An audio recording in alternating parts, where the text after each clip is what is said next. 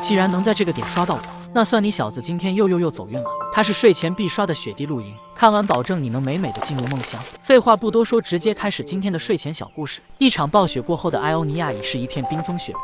今年才30岁的广深就遭遇了被公司辞退的中年危机，无处可去的他还是决定来到这极寒之地散散心。只是长时间的徒步让广深身心憔悴，最终还是因为体力不支停在了一处倒塌的大树旁，准备用这棵大树搭建自己的临时庇护所。大树下方有许多被压垮的枝丫，这能被用来作为屋顶的龙骨部分。当然，这些树兄身上的松叶广深也不能浪费，刚好可以用来填补屋顶的缝隙。虽然松叶间的缝隙很大，但只要铺设的枝丫足够厚实，也能很好的为广深遮风挡雪。等这件事情完成后，广深晚上睡觉的地方算是有着落了。只是当下极寒的环境让广深被冻得直呼受不了，当务之急是要赶忙收集一些干柴，然后点燃温暖的篝火取暖。得益于冬季森林丰富的枯木资源，这让广深没一会就收集来足够的原木。随后他又收集来许多桦树皮作为火引子，现在就能点燃希望的火苗。等火势逐渐燃烧旺盛，广深也终于能依偎着温暖的篝火暖暖自己的身体。精彩的影片当然需要一台好的观影设备，转转上的二手手机就很划算。我这台苹果14只花了3300，比新款便宜了2000多。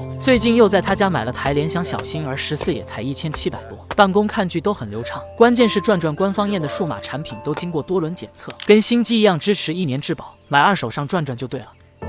天色在不知不觉中渐渐暗淡下来，让夜晚的森林变得格外的寒冷。不过有温暖的篝火相伴，这让时间一点也不难熬。只是一天都未进食的广深早就已经饥肠辘辘，于是他用水壶装了一壶干净的白雪，放在火堆上等待烧开，然后就能正式开始晚餐的制作。将地瓜用锡纸包裹住，然后直接放入火堆里即可。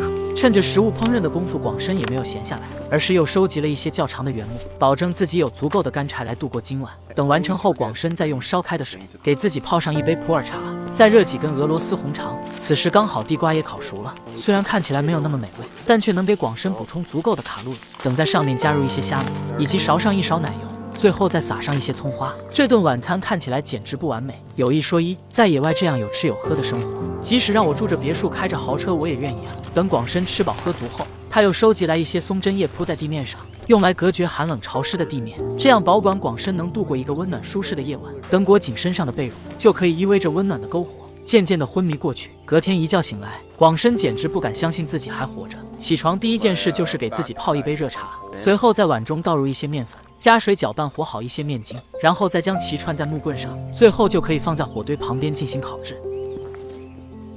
等待烤熟后，就可以一边蘸着酱慢慢享用。伴随着广深用积雪将余烬熄灭，也代表这次露营之旅顺利的结束了。他还有许多的路程等着他去走完。